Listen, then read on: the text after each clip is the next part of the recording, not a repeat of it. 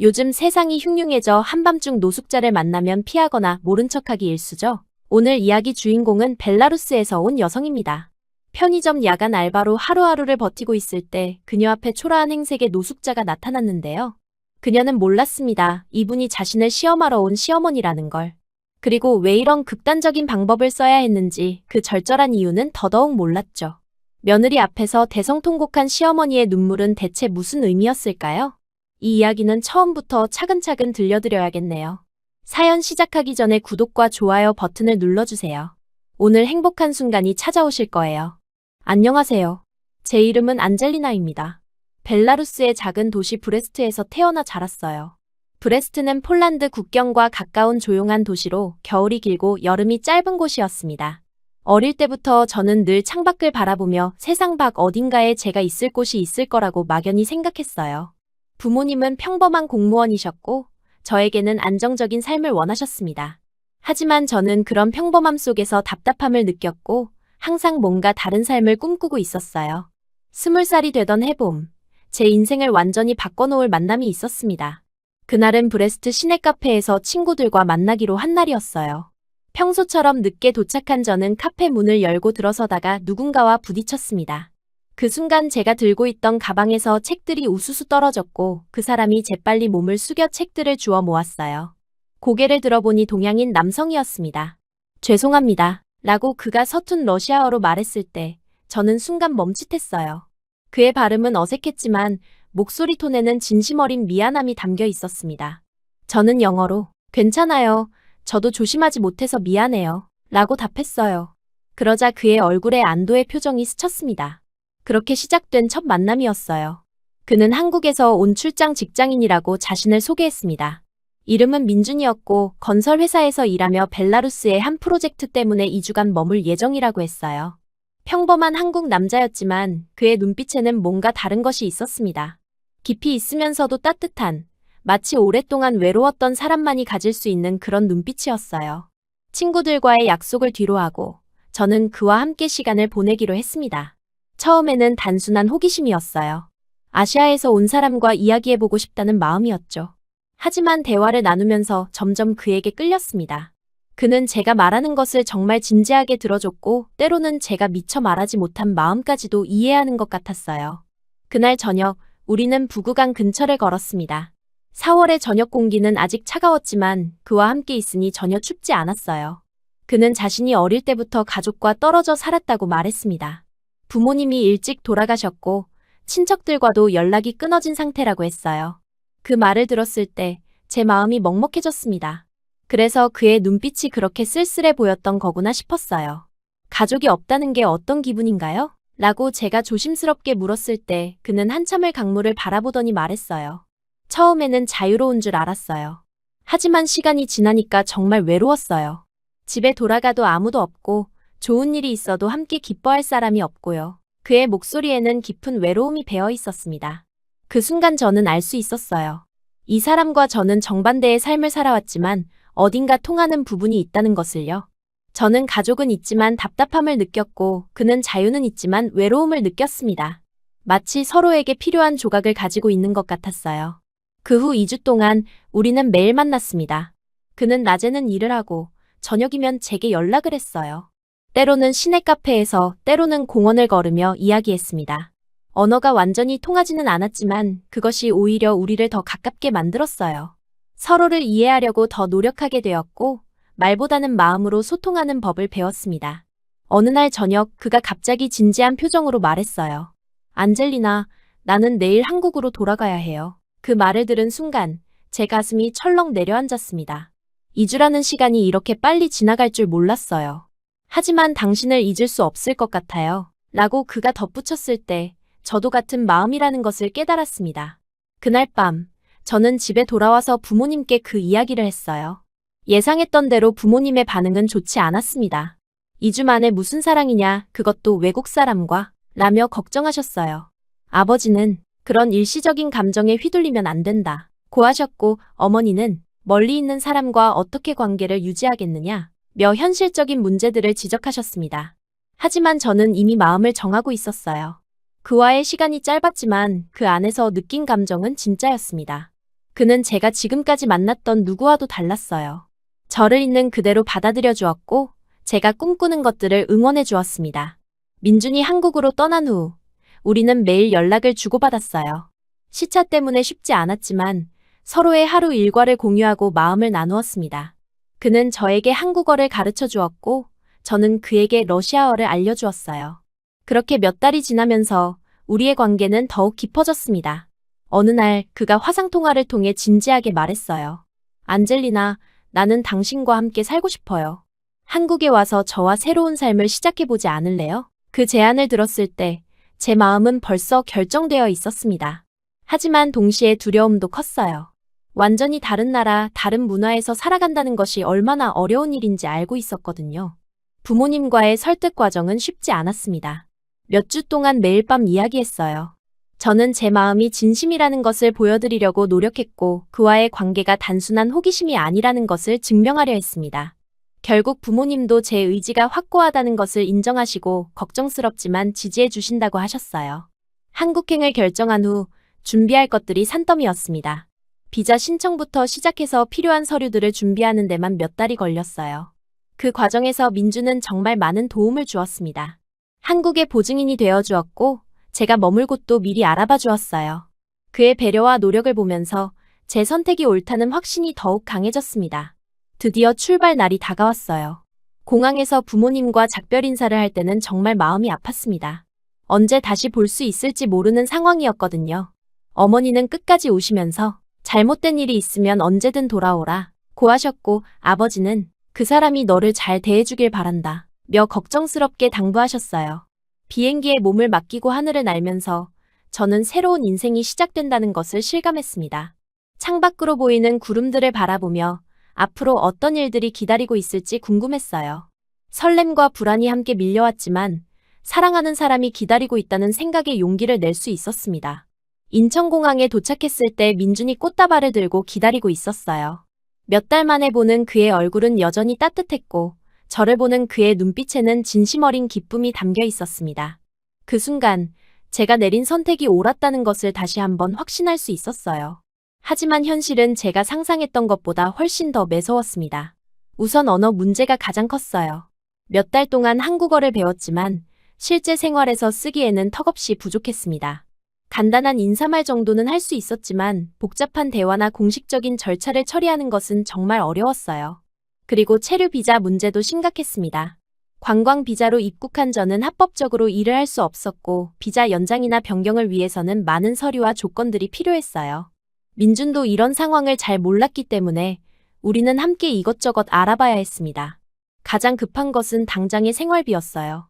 민준의 월급만으로는 둘이 살기에 빠듯했고 저도 하루빨리 돈을 벌어야 했습니다. 합법적으로 일할 수 있는 방법을 찾는 동안 저는 일단 아르바이트라도 해서 생활에 보탬이 되고 싶었어요. 그래서 시작한 것이 낮에는 한국 식당에서 설거지 일이었습니다. 사장님은 처음에 외국인이라며 망설이셨지만 제가 열심히 하겠다고 부탁드려서 일을 시작할 수 있었어요.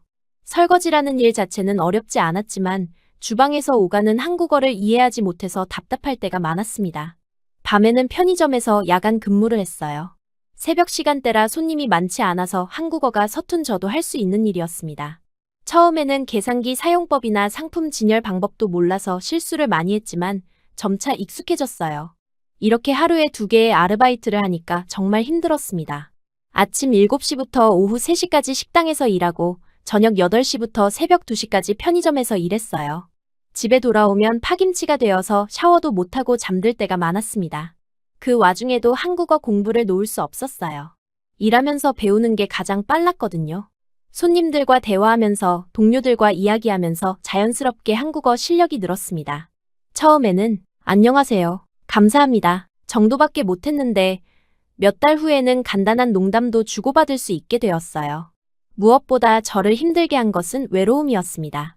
민주는 낮에 회사에 나가고 저는 밤늦게 들어와서 새벽에 나가니까 함께 있는 시간이 거의 없었어요. 주말에도 저는 피곤해서 잠만 자고 싶었고 그도 평일에 피로를 풀어야 했습니다. 그래도 우리는 서로를 격려하며 버텨냈어요. 민주는 제가 힘들어할 때마다 조금만 더 견디자, 상황이 나아질 거야 라고 말해주었고 저도 그의 말을 믿고 견뎠습니다. 가끔 제가 울면서 이게 정말 사랑일까요? 너무 힘들어요. 라고 말할 때도 있었지만 그럴 때마다 그는 저를 꼭 안아주며 우리가 함께 있는 게 기적이야. 라고 말해주었어요. 서울의 작은 반지하에서의 생활도 쉽지 않았습니다. 원룸의 침대와 작은 책상, 옷장이 전부인 공간에서 두 사람이 살기에는 너무 좁았어요. 요리를 할 수 있는 공간도 없어서 매일 편의점 도시락이나 컵라면으로 끼니를 때웠습니다. 가끔 고향의 음식이 그리워서 울적해질 때도 있었어요. 그래도 저는 포기하지 않았습니다. 사람들과 웃으며 부딪히는 게 제 방식이었거든요. 식당에서 일할 때도 언어가 서툴지만 밝게 웃으며 일했고, 편의점에서도 손님들에게 최대한 친절하게 대했어요.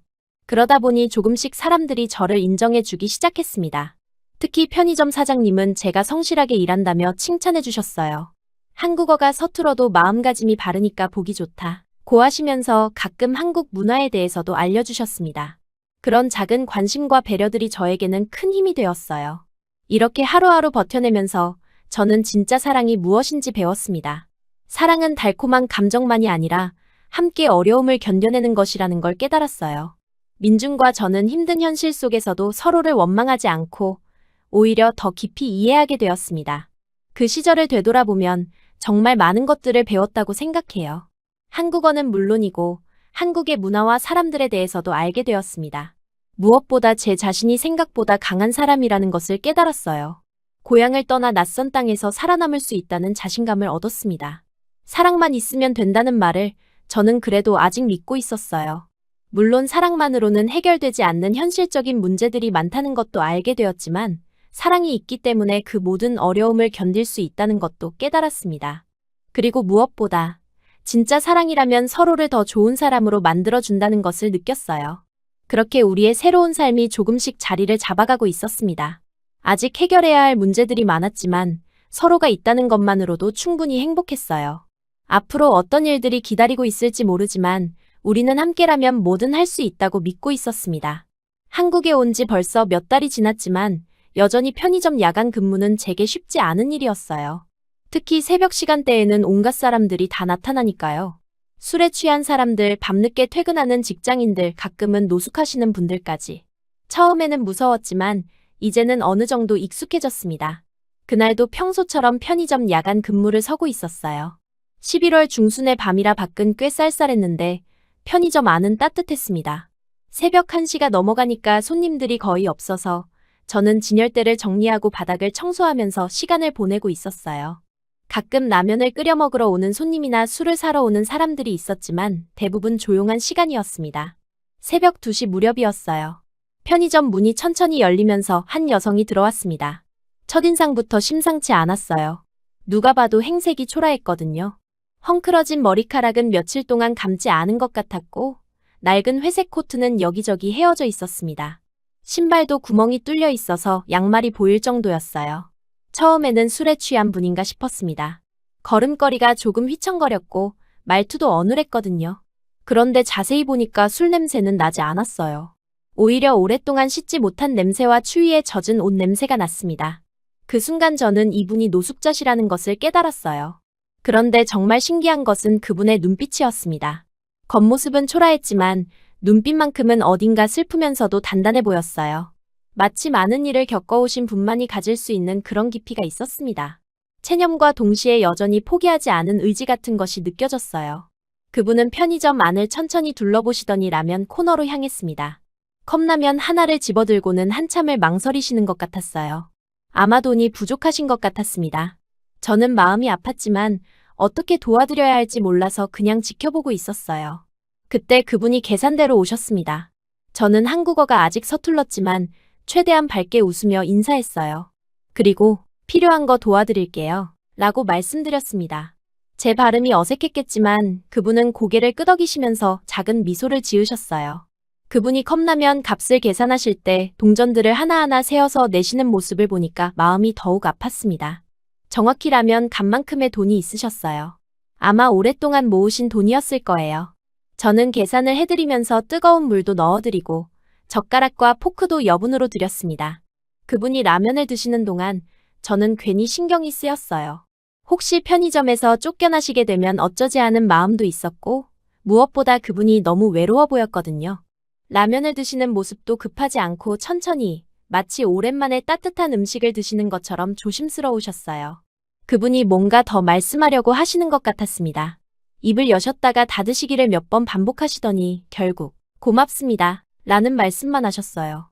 그 목소리가 참 쓸쓸하게 들렸습니다.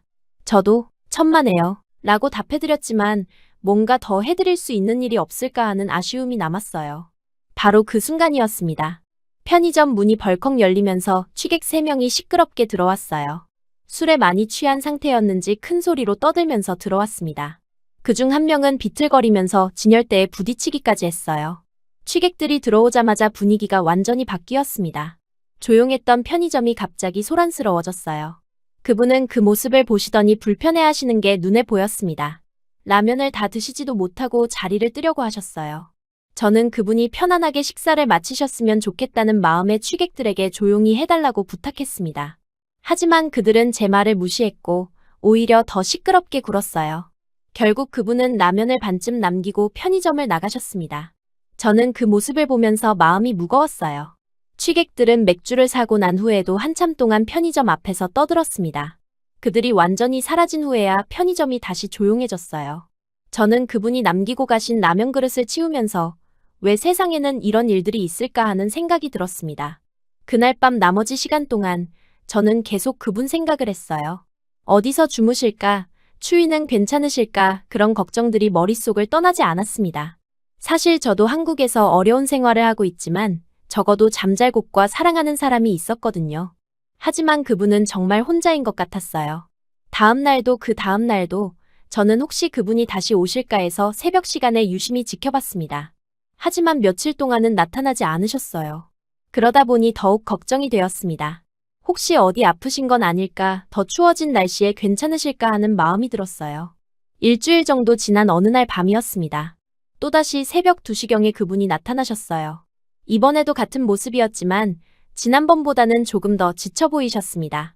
제가 반갑게 인사를 드렸더니 그분도 작게 고개를 끄덕이셨어요. 이번에는 라면 대신 삼각김밥 하나를 선택하셨습니다. 아마 라면보다 저렴해서였을 거예요. 계산을 해드리면서 저는 따뜻한 차 한 잔 드릴까요? 라고 물어봤어요. 사실 무료로 드리고 싶었거든요. 그분은 잠시 망설이시더니 괜찮습니다 라고 사양하셨지만 저는 그냥 따뜻한 차를 준비해드렸어요. 그분이 김밥을 드시면서 차를 마시시는 모습을 보니까 왠지 마음이 따뜻해졌습니다. 작은 일이지만 누군가에게 도움이 된다는 것이 좋았어요. 그때 그분이 조용히 말씀하셨습니다. 고마워요. 요즘 사람들이 다 차갑기만 한데 당신은 따뜻하네요. 그 말을 들었을 때 제 마음도 따뜻해졌어요. 저 역시 한국에서 외국인으로 살면서 차가운 시선을 받을 때가 많았거든요. 하지만 이렇게 서로를 따뜻하게 대할 수 있다는 것이 참 좋았습니다. 그런데 바로 그때 또다시 문제가 일어났습니다. 편의점 문이 열리면서 술에 취한 남자 한 명이 들어왔어요. 이번에는 혼자였는데 상당히 취한 상태였습니다. 그 남자는 들어오자마자 그분을 보더니 험한 말을 하기 시작했어요. 여기가 무슨 쉼터냐? 냄새나는 거지들이 왜 여기 있어? 라고 소리쳤습니다. 그분은 당황하시면서 자리를 뜨려고 하셨지만 그 남자가 길을 막아섰어요. 야, 너 여기서 뭐 하는 거야? 돈도 없으면서 왜 자꾸 여기 와서 분위기 더럽혀? 저는 그 광경을 보면서 정말 화가 났습니다. 아무리 취했다고 해도 그렇게 사람을 무시할 수는 없잖아요. 그분은 아무 잘못도 하지 않으셨는데 단지 외모가 초라하다는 이유로 그런 대우를 받으시는 게 너무 화났어요. 그 남자는 점점 더 공격적이 되었습니다. 그분에게 손가락질을 하면서 빨리 나가, 안 그러면 경찰 불러버린다 고 위협했어요. 정말 큰일 날 것처럼 위협하는 모습이었습니다. 그분은 무서워하시면서 뒷걸음질을 치셨고 그 모습을 보니까 제 마음이 아팠어요. 그 순간 저는 더 이상 참을 수 없었습니다. 주저할 틈도 없이 그분 앞으로 나섰어요. 비록 제가 작은 체구이지만 온몸으로 그분을 막아섰습니다. 그리고 그 취한 남자에게 말했어요. 손님, 이분은 아무 잘못도 하지 않으셨어요. 그만하세요. 취한 남자는 제가 나서자 더욱 화를 냈습니다. 너는 뭐야?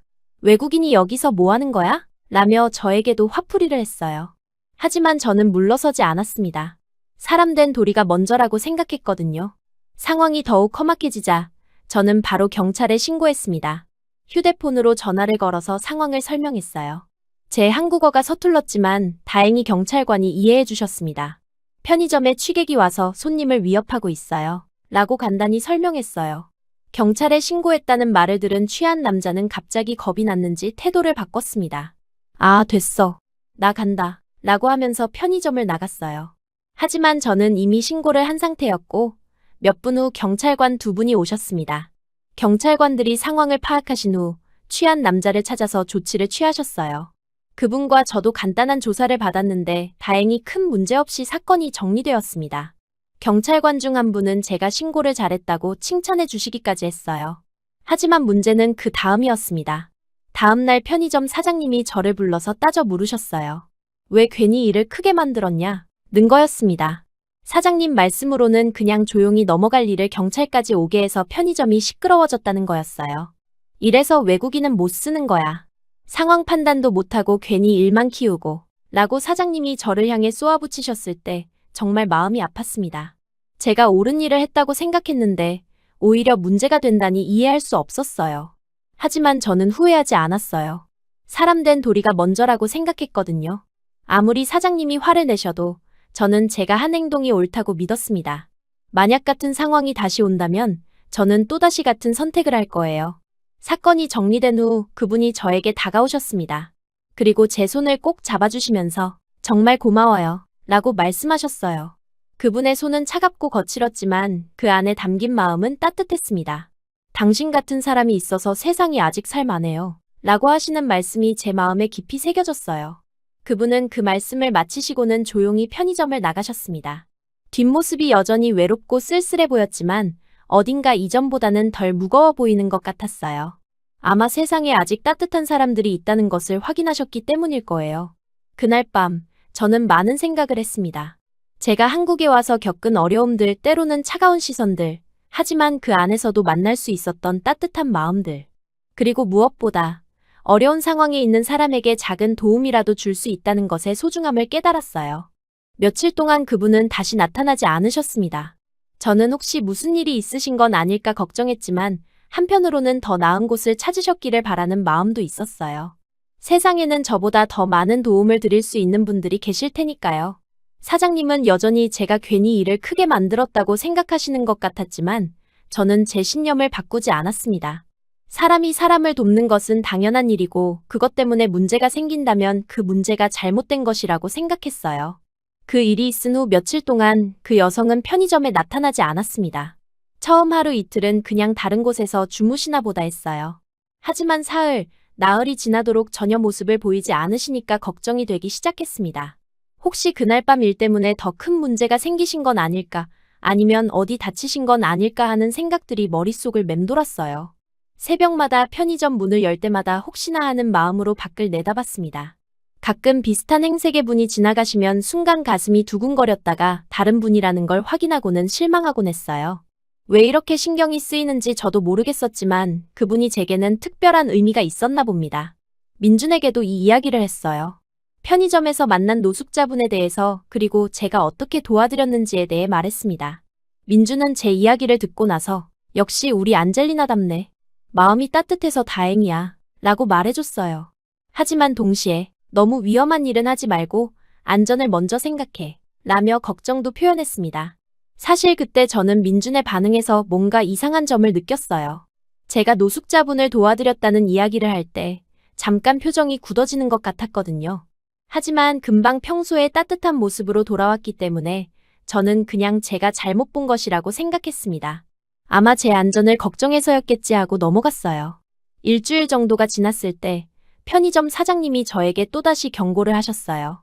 그날 밤 경찰이 온 일에 대해서 아직도 불만이 많으셨던 것 같았습니다. 앞으로는 괜한 일에 끼어들지 말고 그냥 자기 일만 해.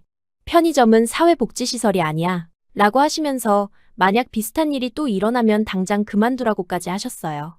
그 말씀을 들으니 마음이 무거웠습니다. 저는 옳은 일을 했다고 생각하는데 그것 때문에 일자리를 잃을 수도 있다니요. 하지만 동시에 다시 같은 상황이 온다면 저는 또 같은 선택을 할 것 같았어요. 사람의 마음이라는 게 그렇게 쉽게 바뀌지 않더라고요. 그렇게 또 며칠이 지났습니다. 저는 여전히 낮에는 식당에서 밤에는 편의점에서 일했어요.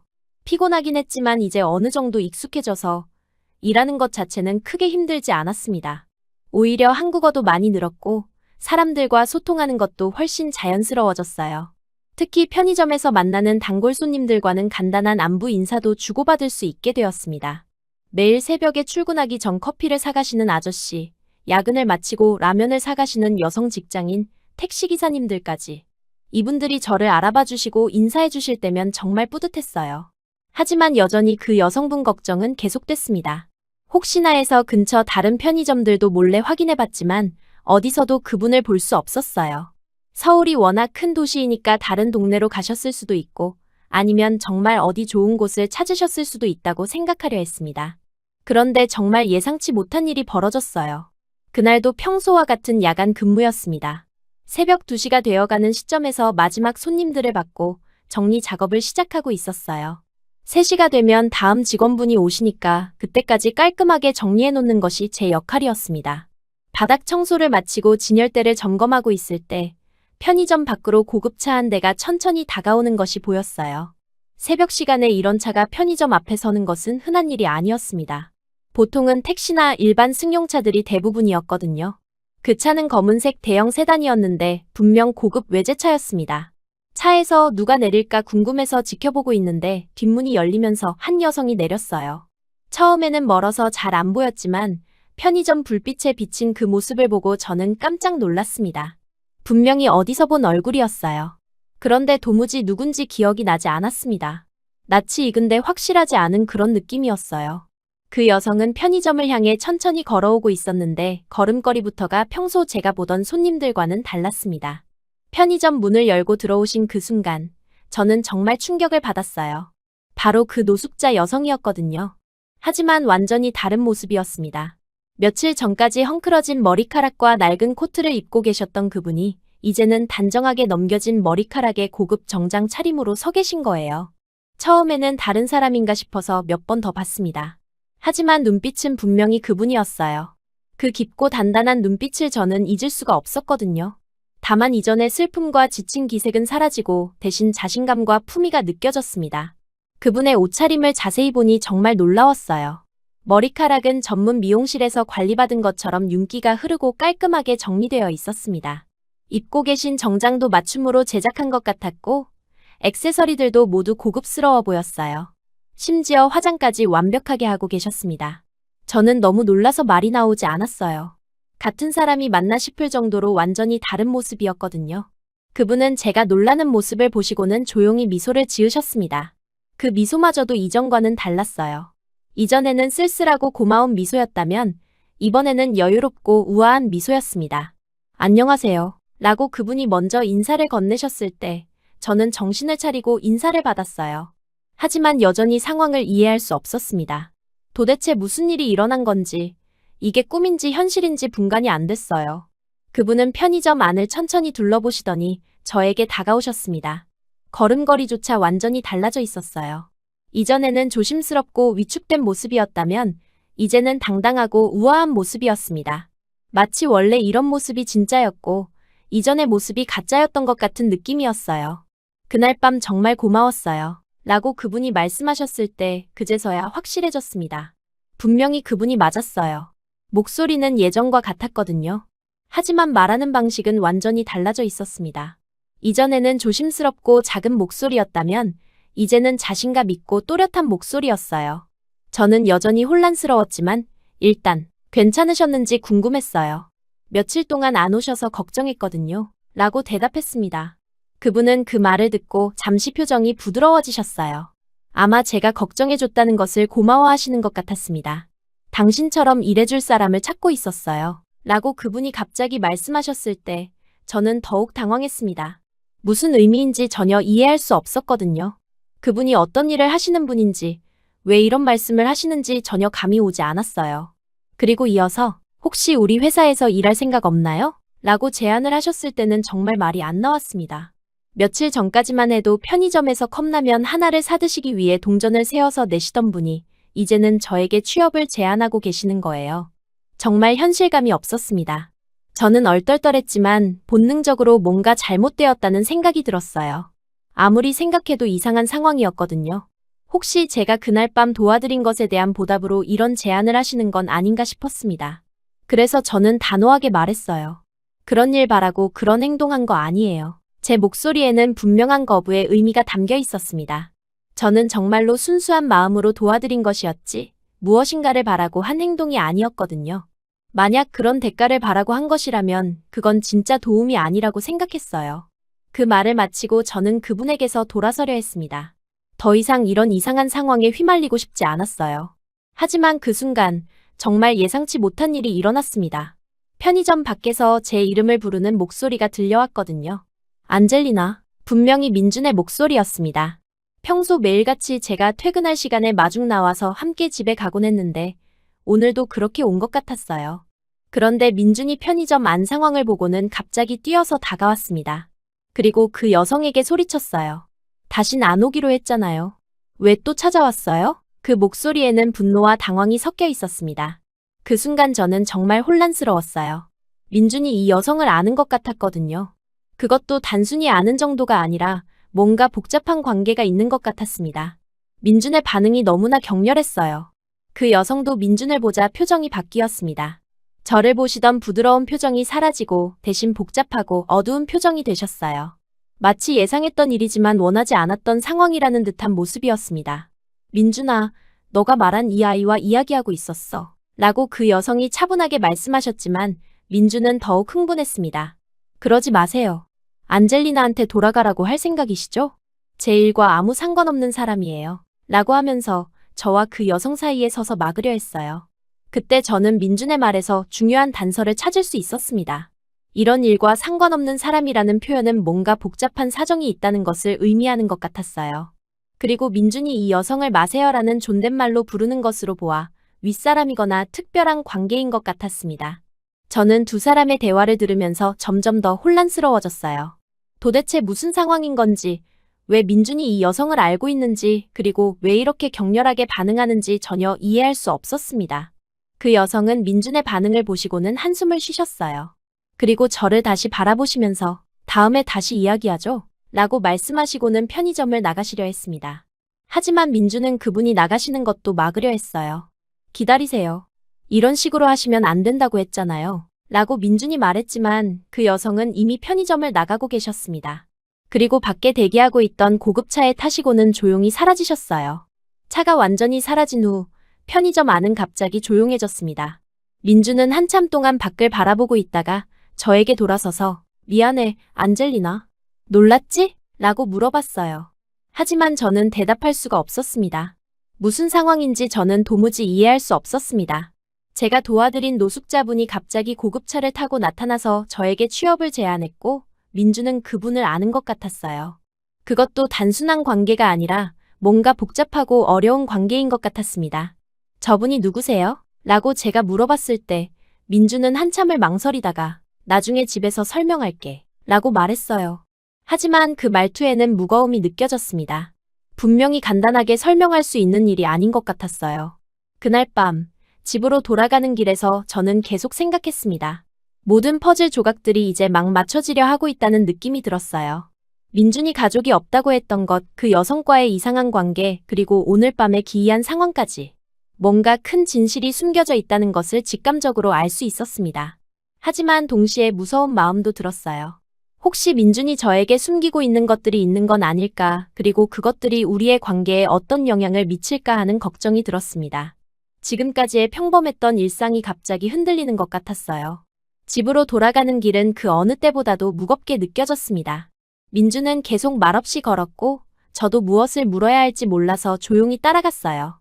평소에는 손을 잡고 걸었는데 그날 밤에는 서로 한 발짝씩 떨어져서 걸었습니다. 마치 보이지 않는 벽이 우리 사이에 생긴 것 같았어요. 반지하에 도착해서도 한동안 아무도 말을 하지 않았습니다. 민준은 창가에 서서 밖을 내다보고 있었고 저는 침대에 앉아서 오늘 밤에 일어난 일들을 정리하려고 애썼어요. 하지만 머릿속이 너무 복잡해서 생각이 정리되지 않았습니다.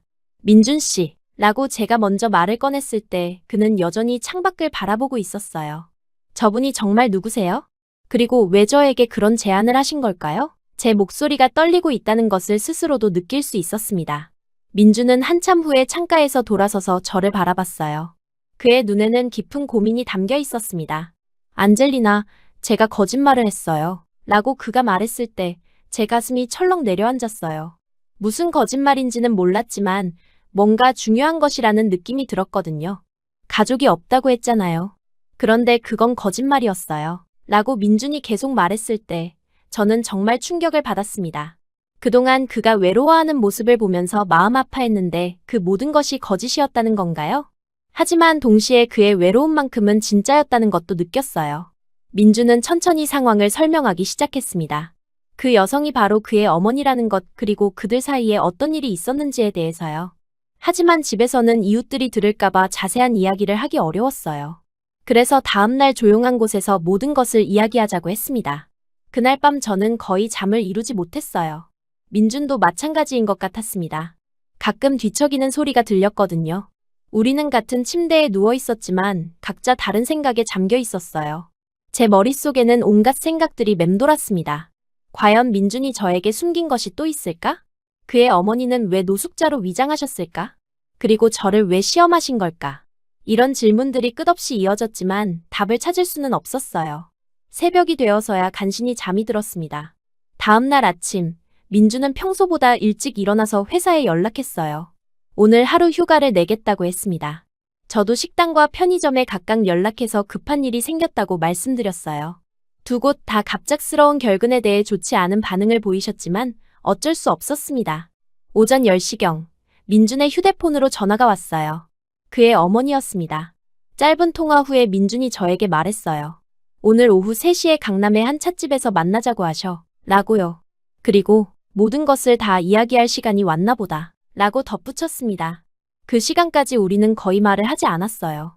평소 같았으면 함께 밥도 먹고 이야기도 했을 텐데 그날은 각자 조용히 시간을 보냈습니다.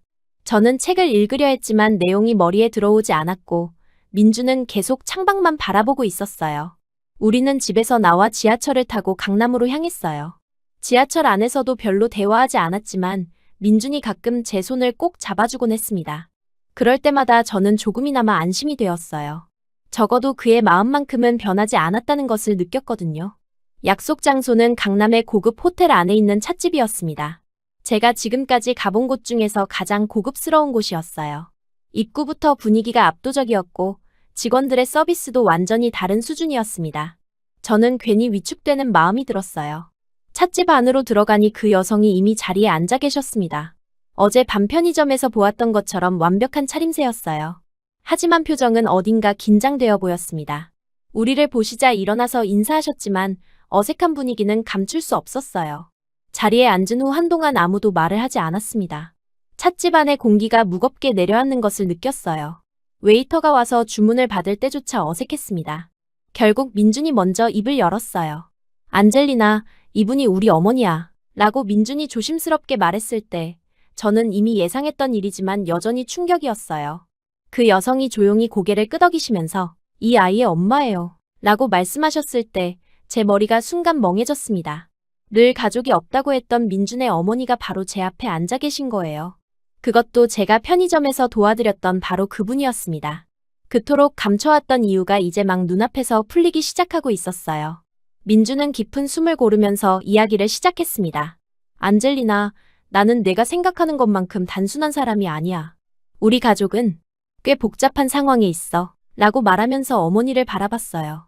그의 목소리는 떨리고 있었지만 동시에 단단함도 느껴졌습니다. 엄마는 내가 태어난 순간부터 내 인생을 정해놨어요. 라고 민준이 계속 말했을 때 그의 어머니는 고개를 숙이셨어요. 어떤 학교에 가야 하고, 어떤 친구들과 어울려야 하고, 심지어 어떤 직장에 다녀야 하는지까지 모든 것이 이미 정해져 있었죠. 저는 늘 엄마가 원하는 대로만 살았어요. 그 말을 들으면서 저는 민준의 어린 시절이 어땠을지 상상해봤어요. 자신의 의사와 상관없이 모든 것이 결정되는 삶이 얼마나 답답했을까 싶었습니다. 동시에 그의 어머니 입장도 이해가 되었어요. 아마 아들을 위한다는 마음이었겠지만 그것이 오히려 아들을 올감했던 거죠. 그런데 벨라루스에서 당신을 만났을 때 저는 처음으로 정말로 제가 원하는 게 뭔지 알았어요. 라고 민준이 저를 바라보며 말했을 때 제 마음이 따뜻해졌어요. 사랑받는다는 게 아니라 진짜로 사랑하는 법을 배웠거든요. 그때 깨달았어요. 지금까지 저는 살아온 게 아니라 그냥 시간을 보낸 거였구나 하고요. 민준의 어머니는 그 말을 들으시면서 표정이 복잡해지셨어요. 아마 자신이 아들을 위해서 한 일들이 오히려 아들에게 상처가 되었다는 것을 깨닫고 계신 것 같았습니다. 하지만 여전히 뭔가 말하고 싶어 하시는 것 같았어요. 그래서 엄마에게 처음이자 마지막으로 제 뜻을 말했죠. 라고 민준이 이어서 말했습니다. 이 사람과 결혼하겠다고요. 엄마가 정해주신 삶이 아니라 제가 선택한 사람과 함께 살고 싶다고 말씀드렸어요. 그 말을 들었을 때 저는 민준이 얼마나 큰 결심을 했는지 알 수 있었어요. 지금까지 부모님의 뜻에 따라서만 살아온 사람이 처음으로 자신의 의견을 말한다는 것이 얼마나 어려운 일인지 상상할 수 있었거든요. 하지만 엄마는 그 말을 듣고 돌아섰어요. 라고 민준이 계속했을 때 그의 어머니가 고개를 더욱 숙이셨어요. 그건 내 인생을 망치는 일이라고 하시면서 외국 여자와 결혼하면 우리 가문의 먹칠을 한다고 하셨죠. 그 말을 들었을 때 저는 마음이 아팠어요. 제가 민준에게 짐이 되었다는 생각이 들었거든요. 만약 제가 한국 사람이었다면 아니면 더 좋은 집안 출신이었다면 이런 일이 없었을 텐데 하는 자책감도 들었습니다. 민준은 잠시 눈을 감았다가 다시 말을 이어갔어요. 그날로 저는 짐을 싸서 집을 나왔습니다. 엄마의 인생이 아니라 제 인생을 살고 싶었거든요. 처음으로 제가 원하는 것을 찾았는데 그것을 포기할 수는 없었어요. 그제서야 저는 민준이 왜 가족이 없다고 했는지 이해할 수 있었어요. 실제로는 가족이 있었지만 그들과 연을 끊고 산다면 사실상 가족이 없는 것과 마찬가지였으니까요. 그리고 그 선택이 얼마나 힘들었을지도 짐작할 수 있었습니다. 한동안 침묵이 흘렀습니다. 그러다가 민준의 어머니가 조용히 입을 여셨어요. 그래서 나는 내가 얼마나 진심인지 알고 싶었어. 라고 말씀하시면서 저를 바라보셨습니다. 혹시라도 국적 때문이거나 아니면 동정심 때문에 우리 아들과 함께 있는 것이라면 결국 아들을 잃게 될까봐 두려웠거든요. 그 말을 들으면서 저는 그분이 왜 노숙자로 위장하셨는지 이해할 수 있었어요. 저의 진짜 마음을 알아보려고 하신 거였습니다. 만약 제가 무언가를 바라고 친절하게 대한 것이라면 그런 상황에서는 도움을 주지 않았을 테니까요. 처음에는 그냥 한 번만 확인해 보려고 했어요. 라고 그분이 계속 말씀하셨습니다. 하지만 첫날 밤에 취객들 때문에 불편해서 나갔을 때 내가 미안해하는 모습을 보고 마음이 움직였어. 그래서 며칠 후에 다시 갔던 거야. 그리고 두 번째 밤에 일어난 일에 대해서도 설명해 주셨어요. 취한 남자가 위협했을 때 제가 보인 반응을 보고 어머니는 저라는 사람의 내면을 보시고 확신하셨다고 했습니다. 그때 내가 보인 건 진짜 배려였고 사람에 대한 따뜻한 마음이었지. 편의점에서의 일을 떠올렸을 때 그분이 미소를 지으셨어요. 아무것도 바라지 않으면서 다른 사람을 도울 수 있는 사람이라는 것을 그때 알았어. 그리고 그런 사람이라면 내 아들에게 필요한 사람이라는 것도 깨달았고 그 말을 들었을 때 저는 정말 안도했어요. 제 마음이 제대로 전해졌다는 것도 기뻤고 무엇보다 민준의 어머니가 저를 이해해 주신다는 것이 감사했습니다. 하지만 동시에 그분이 그런 시험을 하실 정도로 신중했다는 것도 이해할 수 있었어요. 하지만 왜 바로 말씀해 주시지 않으셨어요? 라고 제가 물어봤을 때 그분은 잠시 민준을 바라보셨어요. 이 아이가 워낙 고집이 세서 섣불리 접근했다가는 더 멀어질까봐 걱정됐거든요. 그리고 무엇보다 내 마음을 정확히 알고 싶었고 민준도 그제서야 이해하겠다는 표정이었어요. 엄마도 나름대로 고민이 많으셨구나 라고 말하면서 처음으로 어머니를 향해 부드러운 표정을 지었습니다. 미안해요, 엄마. 저도 너무 감정적으로 반응했나 봐요. 그 순간 민준이 어머니의 손을 잡았어요. 엄마, 이제야 우리가 같은 마음인 것 같네요. 라고 말할 때 그분의 눈에 눈물이 맺혔습니다. 내가 너무 오랫동안 틀렸던 것 같구나. 내 행복보다는 체면을 더 생각했어. 저도 모르게 눈물이 났어요. 이렇게 서로를 이해하게 되는 모습을 보니까 정말 감동적이었거든요. 그리고 무엇보다 저도 이제 진짜로 가족의 일부가 된 것 같은 기분이 들었습니다. 안젤리나, 라고 그분이 저를 부르셨을 때 저는 긴장하면서도 기대감을 가지고 대답했어요. 고마워요. 내 아들을 진심으로 사랑해줘서 그리고 그 사랑 때문에 이 아이가 더 좋은 사람이 된 것 같아서 그 말을 들었을 때 저는 정말 기뻤어요. 제가 민준에게 좋은 영향을 주었다는 것도 기뻤고 그분이 저를 인정해 주신다는 것도 감사했습니다. 저야말로 민준을 만나서 정말 많이 배웠어요. 진짜 사랑이 뭔지 그리고 가족의 소중함이 뭔지 알게 되었거든요. 그날 오후 우리는 정말 오랫동안 이야기를 나누었습니다. 그분은 민준의 어린 시절 이야기도 들려주셨고 왜 그렇게 엄격하게 키우실 수밖에 없었는지에 대해서도 설명해 주셨어요. 어려운 환경에서 성공하기 위해서는 그럴 수밖에 없다고 생각하셨던 거였습니다. 저도 제 이야기를 들려드렸어요. 벨라루스에서의 삶, 민준을 만났을 때의 감정, 그리고 한국에 와서 겪었던 어려움들에 대해서요. 그분은 제 이야기를 정말 진지하게 들어주셨고, 때로는 안타까워하시기도 했습니다. 정말 대단한 아이구나, 라고 그분이 말씀하셨을 때, 저는 인정받는다는 느낌이 들었어요. 이 나이에 홀로 외국에 와서 이렇게 씩씩하게 살아가다니. 나라면 할 수 있었을까 싶어. 해가 지기 시작할 무렵, 우리는 찻집을 나왔어요. 그분이 집까지 태워다 주겠다고 하셨지만, 민준과 저는 걸어서 가겠다고 했습니다. 아직 둘만의 시간이 필요했거든요. 내일부터는 어머니라고 불러도 될까요? 라고 제가 조심스럽게 물어봤을 때 그분이 환하게 웃으셨어요. 물론이지. 이제 너도 내 딸이니까. 그 말을 들었을 때 제 마음이 정말 따뜻해졌습니다. 작별 인사를 하고 나서 민준과 저는 천천히 집으로 걸어왔어요. 오늘 정말 고마웠어, 안젤리나. 라고 민준이 말했을 때 저야말로 고마워요. 이제 진짜 가족이 생긴 것 같아서. 라고 대답했습니다. 그날 밤, 세 사람은 처음으로 진짜 가족이 되어 있었어요. 서로를 이해하고 받아들이는 그런 따뜻한 가족 말입니다. 앞으로 어떤 일들이 기다리고 있을지는 모르지만 이제는 혼자가 아니라는 것이 든든했습니다. 찻집에서의 그 만남 이후 모든 것이 달라지기 시작했습니다. 진심이 오고 간 뒤 시어머니는 정말로 전혀 다른 사람이 되어 있었어요. 예전에 차갑고 거리감 있던 모습은 온데간데 없고 대신 따뜻하고 포근한 어머니의 모습을 보여주셨습니다. 마치 그동안 가면을 쓰고 계셨던 것처럼 느껴졌어요. 그날 밤 집으로 돌아온 후에도 시어머니께서 여러 번 안부 문자를 보내주셨어요. 집에 잘 들어갔는지, 오늘 대화가 힘들지는 않았는지, 혹시 필요한 것은 없는지, 하나하나 세심하게 챙겨주시는 모습에서 진짜 어머니의 마음을 느낄 수 있었습니다. 처음에는 어색했지만 점점 그런 관심이 고마웠어요. 며칠 후 시어머니께서 저희를 저녁 식사에 초대하셨습니다. 이번에는 찻집이 아니라 제대로 된 식당에서 만나자고 하셨어요. 고급 한정식 집이었는데 저는 그런 곳에서 식사해 본 적이 없어서 무척 긴장됐습니다.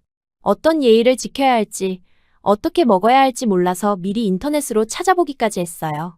그날 저녁 시어머니께서 제 손을 꼭 잡고 말씀하셨어요. 그날 편의점에서 널 지켜본 뒤 난 알았어. 너라면 우리 가족이 되어도 충분히 존중받을 사람이란 걸. 그 말씀을 들었을 때 제 마음이 정말 따뜻해졌습니다. 누군가에게 그렇게 인정받는다는 것이 얼마나 소중한지 깨달았어요. 식사 중에 시어머니께서는 저에게 한국 생활에 대해 많은 것들을 알려주셨습니다. 어떤 음식이 좋은지, 어디에서 장을 보는 것이 좋은지, 심지어 한국어 공부 방법까지 자세히 설명해 주셨어요. 마치 진짜 딸을 챙기는 어머니 같았습니다. 민준도 그런 어머니의 모습을 보면서 많이 놀라는 것 같았어요. 안젤리나야, 이제 정식으로 우리 가족이 되는 건데 계속 그 좁은 반지하에서 살 수는 없잖니? 라고 시어머니께서 말씀하셨을 때 저는 깜짝 놀랐어요. 설마 새 집을 구해주시겠다는 건가 싶었거든요. 하지만 시어머니의 다음 말이 더욱 놀라웠습니다. 우선 임시로라도 우리 집에서 지내면 어떨까? 민준이 방도 그대로 있고 너희 둘이 지낼 공간도 충분해. 라고 제안해 주셨어요. 하지만 저는 부담스러웠습니다. 아직 결혼도 하지 않았는데 시댁에서 지내는 것은 예의가 아니라고 생각했거든요. 그래서 정중하게 사양했어요. 고마운 말씀이지만 아직은 지금처럼 지내는 게 좋을 것 같아요. 결혼 후에 생각해 보겠습니다. 라고 말씀드렸더니 시어머니께서 이해한다고 하시면서도 언제든지 마음이 바뀌면 말하라고 하셨어요. 그런 배려가 정말 감사했습니다. 며칠이 지난 어느 날 시어머니께서 갑자기 예상치 못한 말씀을 하셨어요. 이대로 지체하지 말고 결혼식을 올리자. 저는 정말 당황했습니다. 아직 저희는 결혼 이야기를 구체적으로 한 적이 없었거든요. 물론 언젠가는 하겠지만 이렇게 빨리 결정될 줄은 몰랐어요. 너무 갑작스럽지 않나요? 라고 민준이 말했지만 시어머니께서는 좋은 사람을 만났으면 빨리 잡아야지. 시간이 지날수록 변수가 생길 수 있어. 라고 하시면서 적극적으로 추진하려 하셨어요. 저는 그 말씀을 들으면서 복잡한 기분이 들었습니다. 사실 저는 아직 준비가 안 됐다는 생각이 들었어요. 반지하에 살고 매일 아르바이트로 하루하루를 버티는 제가 시어머니 같은 분의 며느리가 되기에는 부족하다고 느껴졌거든요. 그렇게 빠르고 화려한 결혼은 저에게 너무 큰 짐처럼 느껴졌습니다. 저 아직 준비가 안 됐어요. 라고 조심스럽게 말씀드렸어요. 옷도 제대로 된 게 없고 조건도 시어머니께 어울리지 않는 것 같아요. 제 목소리가 작아지는 것을 스스로도 느꼈습니다. 정말로 자신이 없었거든요. 그런데 시어머니께서는 단호하게 말씀하셨어요. 너는 이미 내 며느리야. 조건이 아니라 마음으로. 그 말을 들었을 때 저는 눈물이 날 것 같았어요. 조건이나 외적인 것들이 아니라 제 마음 자체를 인정해 주신다는 것이 정말 감사했습니다. 하지만 여전히 부담스러운 마음은 있었어요. 제가 과연 그런 가문의 며느리 역할을 제대로 할 수 있을까 하는 걱정이 들었거든요. 한국 문화도 아직 완전히 이해하지 못했고 예의범절도 제대로 모르는 상태였으니까요. 시어머니, 저는 한국의 전통이나 예절을 잘 모르는데 괜찮을까요? 라고 걱정을 표현했더니 시어머니께서 웃으시면서 그런 건 천천히 배우면 돼. 중요한 건 마음가짐이야. 라고 답해 주셨어요. 그 말이 저에게는 큰 위로가 되었습니다. 결혼 준비는 정말로 눈 깜짝할 새에 시작되었어요. 시어머니께서 모든 것을 주도하셨는데 그 규모와 화려함에 저는 압도당할 수밖에 없었습니다. 강남의 고급 웨딩홀을 예약하시고 전문 웨딩 플래너까지 고용하셨어요. 그리고 맞춤 드레스를 위해 유명한 디자이너까지 섭외하셨습니다. 드레스 피팅을 받으러 갔을 때의 일은 지금도 잊을 수 없어요. 그곳은 제가 지금까지 가본 곳 중 가장 화려하고 고급스러운 곳이었습니다. 직원들도 모두 완벽한 서비스를 제공했고 드레스들도 하나하나가 예술품 같았어요. 하지만 저는 어쩐지 점점 작아지는 기분이었습니다. 너무나 화려하고 비싼 것들에 둘러싸여 있으니까 제가 여기에 어울리는 사람인가 하는 의문이 들었거든요. 거울 속에 제 모습조차 낯설게 느껴졌어요. 특히 웨딩드레스를 입어봤을 때는 정말 복잡한 기분이었어요. 드레스 자체는 정말 아름다웠고 제게도 잘 어울렸습니다. 하지만 동시에 이것이 정말 제 모습인가 하는 생각이 들었어요. 마치 제가 아닌 다른 사람으로 변하는 것 같은 느낌이었습니다. 시어머니께서는 저희 그런 모습을 보시고 무척 만족해 하셨어요. 역시 예쁜 아이야. 이 드레스가 딱이네. 라고 하시면서 기뻐하셨습니다. 하지만 저는 오히려 불편한 마음이 들었어요. 이렇게 화려하게 치장하는 것이 정말 저다운 모습일까 싶었거든요. 며칠 후 웨딩 플래너와 함께 결혼식 세부 계획을 세우는 자리가 있었어요. 플래너는 정말 전문적이고 완벽한 계획을 제시했습니다. 손님 명단부터 시작해서 식순, 음식, 꽃장식까지 하나하나 세심하게 준비되어 있었어요. 손님 명단을 보고 저는 또 한 번 놀랐습니다. 정말 많은 분들이 초대될 예정이었어요. 정치인, 재계인사, 유명인사들까지 포함되어 있었습니다. 시어머니의 인맥이 얼마나 넓은지 새삼 실감할 수 있었어요. 이렇게 많은 분들이 오시는군요. 라고 제가 말씀드렸더니 시어머니께서 우리 며느리 소개하는 자리니까 제대로 해야지. 라고 하셨어요. 하지만 저는 그 말이 오히려 부담스러웠습니다. 그 많은 분들 앞에서 저를 소개한다는 것이 무서웠거든요. 특히 제가 걱정했던 것은 언어 문제였어요. 아직도 한국어가 완벽하지 않았는데 그런 공식적인 자리에서 실수하면 어쩌나 하는 생각이 들었습니다. 그래서 조심스럽게 걱정을 표현했어요. 시어머니, 저는 한국어가 아직 서툰데 그런 자리에서 실수하면 어떻게 하죠? 라고 물어봤더니 시어머니께서 그런 걱정하지 마. 너의 진심만 전하면 돼. 라고 안심시켜 주셨어요. 하지만 여전히 불안한 마음은 가시지 않았습니다. 그런 와중에 가장 큰 고민이 생겼어요. 바로 부모님 문제였습니다. 벨라루스에 계신 부모님을 결혼식에 모실 수 있을까 하는 걱정이었거든요. 비행기표 값도 만만치 않았고 비자 문제도 있었어요. 민준에게 이 걱정을 털어놓았더니 그가 시어머니께 말씀드려보겠다고 했어요. 다음날 시어머니께서 직접 전화를 주셨는데 부모님 모시는 건 당연한 일이야. 모든 비용은 우리가 부담할 테니까 걱정하지 마. 라고 하셨어요. 그 말을 들었을 때 정말 감동했습니다. 저에게 가족이 얼마나 소중한지 이해해 주시고 그런 부분까지 배려해 주시다니요. 부모님께 연락드려서 상황을 설명해 드렸더니 처음에는 부담스러워 하시다가 결국 오시기로 하셨어요. 하지만 결혼 준비가 진행될수록 저는 점점 더 혼란스러워졌어요. 모든 것이 너무 화려하고 거창해서 제가 감당할 수 있을지 걱정이 되었거든요. 특히 웨딩드레스나 장식들이 너무 화려해서 저답지 않다는 생각이 들었습니다. 어느 날 밤, 저는 고민 끝에 시어머니께 조심스럽게 말씀드렸어요. 시어머니, 저는 그냥 평소에 입던 하얀 원피스 입고 싶어요. 그 말을 하면서도 혹시 기분 나빠하시지 않을까 걱정됐습니다. 왜 갑자기 그런 생각을 하니? 라고 시어머니께서 물어보셨을 때 저는 솔직하게 제 마음을 말씀드렸어요. 저를 꾸미는 결혼식이 아니라 저 자체로 서고 싶어요. 너무 화려한 건 제가 아닌 것 같아서요. 시어머니께서는 한참 동안 저를 바라보시더니 조용히 말씀하셨습니다. 그래, 그게 너니까. 있는 그대로가 가장 아름답지. 그 말을 들었을 때 저는 정말 안도했어요. 제 진심을 이해해 주신다는 것이 너무 감사했습니다. 그럼 어떤 스타일로 하고 싶은 거야? 라고 시어머니께서 다시 물어보셨을 때 저는 제가 생각해온 것들을 말씀드렸어요. 소박하지만 진심이 담긴 결혼식을 하고 싶어요. 너무 많은 분들을 초대하기보다는 정말 가까운 분들만 모시고요. 시어머니께서는 잠시 생각해 보시더니 그렇게 하자 라고 하셨어요. 내가 원하는 대로 하는 게 맞아. 결혼식은 너희 둘이 주인공이니까. 그 말씀을 들었을 때 저는 정말 감사했습니다. 제 의견을 존중해 주시다니요. 그 후로 결혼식 준비는 완전히 달라졌어요. 화려한 웨딩홀 대신 작지만 아늑한 장소를 선택했고 손님 수도 대폭 줄였습니다. 드레스도 단순하지만 우아한 스타일로 바꿨어요.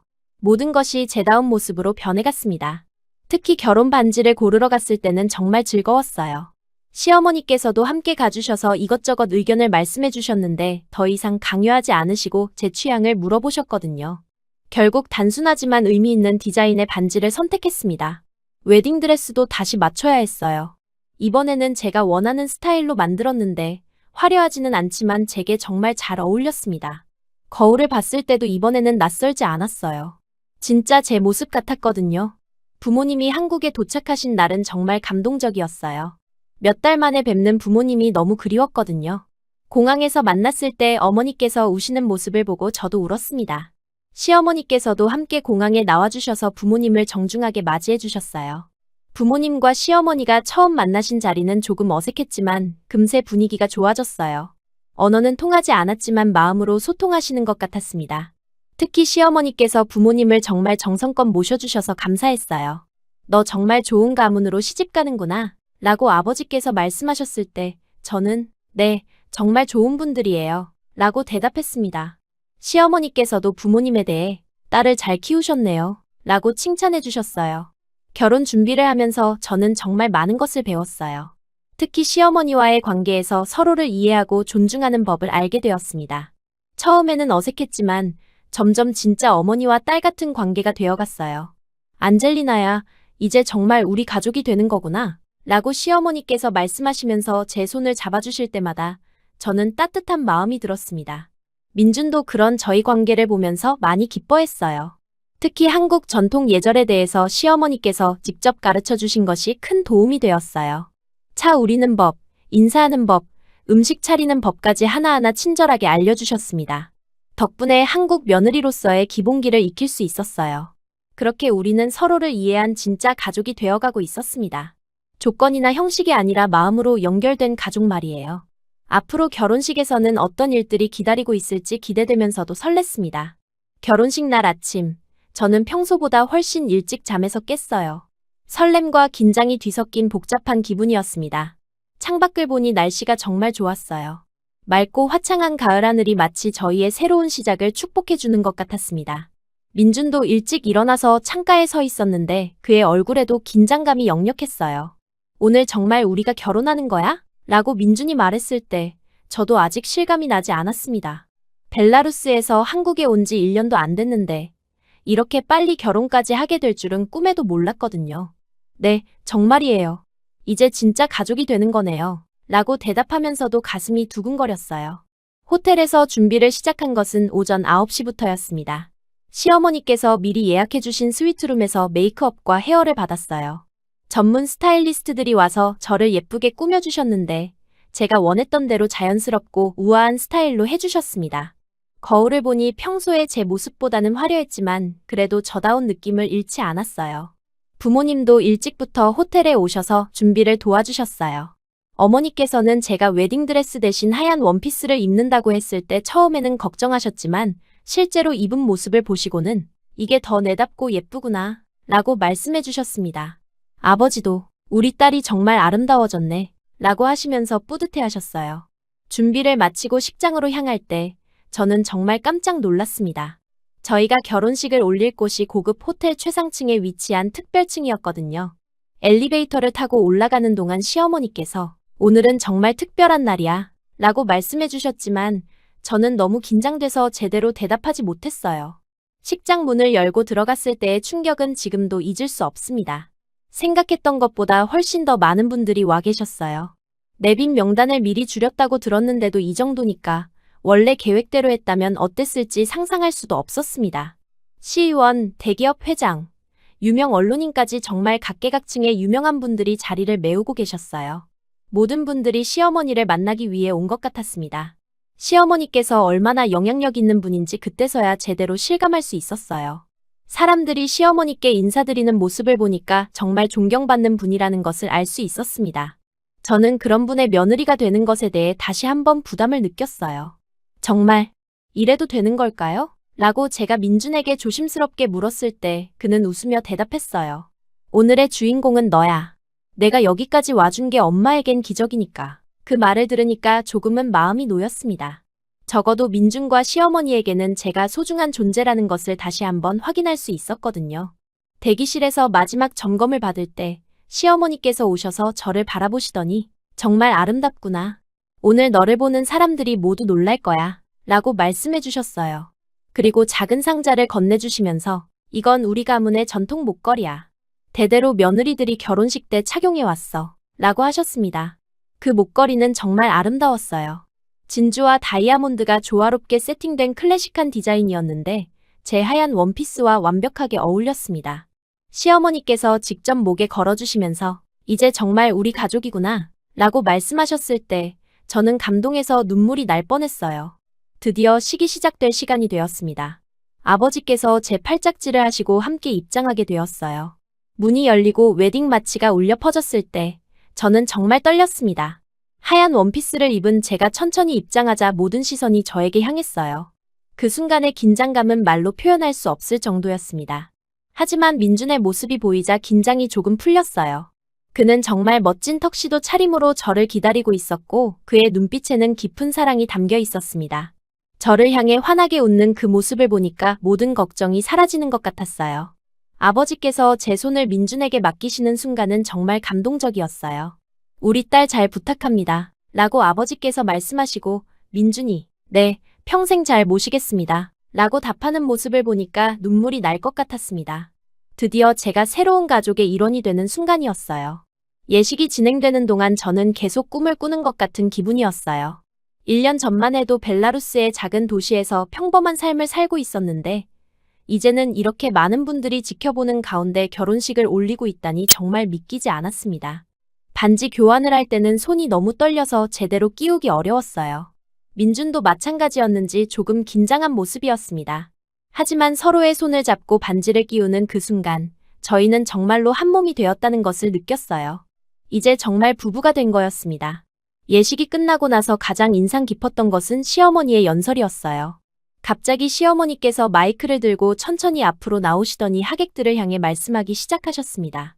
여러분, 이 자리는 단순한 결혼식이 아닙니다. 라고 말문을 여시는 순간 장내가 조용해졌어요. 이 여인은 제 아들을 구한 사람입니다. 라고 시어머니께서 계속 말씀하실 때 저는 정말 놀랐어요. 그런 공개적인 자리에서 그렇게 저를 소개해 주실 줄은 몰랐거든요. 그의 외로움, 반항, 불안함을 사랑으로 감싸 안아준 사람이고 무엇보다 저를 시험에서 구해준 사람이기도 합니다. 그 말을 들었을 때 저는 시어머니께서 편의점에서의 일을 공개적으로 말씀하시는 건가 싶어서 긴장했어요. 하지만 시어머니께서는 그 부분은 자세히 언급하지 않으시고 대신 제 인품에 대해 말씀해 주셨습니다. 시어머니께서 울먹이며 이어 말씀하셨어요. 제가 이 아이를 처음 만났을 땐 국적도 다르고 말도 잘 통하지 않았지만 그 눈빛 하나에 모든 답이 있었어요. 그 말씀을 들으면서 저는 시어머니께서 처음부터 저희 진심을 알아봐 주셨다는 것을 다시 한번 깨달았습니다. 저는 이제 자신 있게 말할 수 있습니다. 라고 시어머니께서 목소리를 높이시며 말씀하셨을 때 저는 가슴이 두근거렸어요. 이 여인이 우리 가문의 진짜 보석입니다. 그 말씀을 들은 순간 장내는 뜨거운 박수로 가득 찼습니다. 저는 그 박수 소리를 들으면서 숨죽여 울고 말았어요. 시어머니께서 그렇게 공개적으로 저를 인정해 주시고 심지어 가문의 보석이라고까지 말씀해 주시다니요.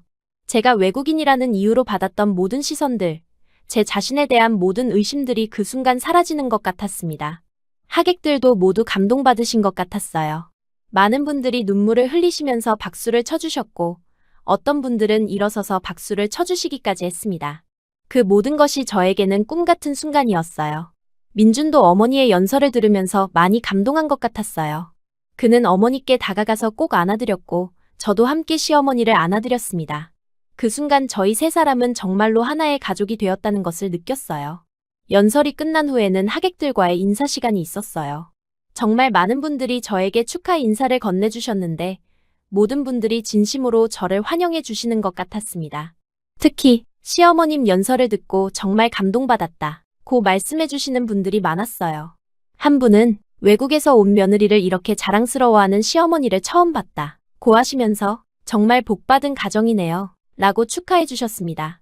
그런 말씀들을 들을 때마다 제 마음이 따뜻해졌어요. 부모님도 많은 분들로부터 축하를 받으셨어요. 언어는 통하지 않았지만 통역을 통해서 여러분들과 이야기를 나누셨습니다.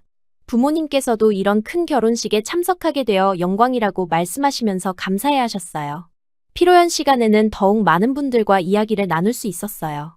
시어머니의 지인분들이 저에게 많은 관심을 보여주셨고 앞으로 한국 생활에 대한 조언도 해주셨습니다. 시어머님께서 워낙 좋은 분이시니까 분명히 잘 도와주실 거야 라고 격려해 주시는 분들이 많았어요. 특히 다른 국제 결혼을 하신 분들이 저에게 많은 용기를 주셨어요. 처음에는 어렵겠지만 사랑이 있으면 모든 것을 극복할 수 있어요 라고 조언해 주시면서 본인들의 경험담도 들려주셨습니다.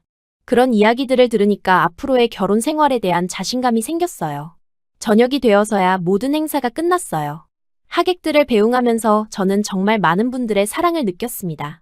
마지막까지 남아서 축하해주신 분들께 인사드릴 때는 감동해서 또 눈물이 났어요. 오늘 정말 수고했어 라고 시어머니께서 저를 안아주시면서 말씀해 주셨을 때 저는 어머니 덕분에 정말 아름다운 결혼식을 할 수 있었어요 라고 감사 인사를 드렸습니다. 시어머니의 연설 덕분에 저는 정말로 인정받는 느낌을 받을 수 있었거든요. 호텔방에서 하루를 정리하면서 저는 많은 생각을 했어요. 1년 전 벨라루스에서 막막한 마음으로 한국행 비행기에 몸을 맡겼던 그때를 생각하면 정말 많은 일들이 있었습니다.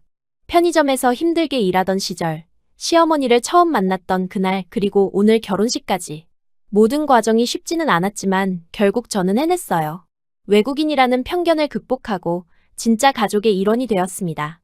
시어머니께서 공개적으로 저를 인정해주신 그 순간 저는 더 이상 외국인 며느리가 아니라 그냥 며느리, 그냥 가족이 되었다는 것을 느꼈어요. 안젤리나, 오늘 정말 고마웠어 라고 민준이 말했을 때 저는 저야말로 고마워요. 이렇게 사랑받는 사람이 되어서 라고 대답했습니다. 정말로 저는 사랑받는 존재가 되었어요. 조건이나 국적 때문이 아니라 제 마음과 인품 때문에 사랑받게 되었습니다. 그날 밤, 저는 벨라루스에 있는 친구들에게 연락했어요. 결혼식 사진들을 보내주면서 정말 행복해 라는 메시지를 보냈습니다. 친구들도 모두 축하해주면서 저의 용기를 칭찬해 주었어요. 정말 대단해, 안젤리나. 내가 한국에서 이런 사랑을 찾을 줄 몰랐어 라고 말해주었습니다. 그날 이후 저는 정말로 새로운 사람이 되었어요. 단순한 외국인 며느리가 아닌 한 사람의 가족, 한 사람의 딸로서 이 땅에서 사랑받는 존재가 되었습니다. 시어머니의 그 연설 덕분에 저는 당당하게 살 수 있게 되었어요. 앞으로도 어려움이 있을지 모르지만 저는 이제 확신할 수 있어요. 저에게는 진심으로 사랑해주는 가족이 있다는 것을요. 그리고 그 사랑 앞에서는 어떤 편견도, 어떤 어려움도 이겨낼 수 있다는 것을 알게 되었습니다. 결혼식에서 받은 그 뜨거운 박수와 축하, 시어머니의 진심 어린 연설 그리고 모든 분들의 따뜻한 환영을 잊지 않을 거예요. 그것들이 바로 제가 이 땅에서 살아갈 힘이 될 테니까요. 이제 저는 정말로 한국 사람, 이 가족의 일원이 되었습니다.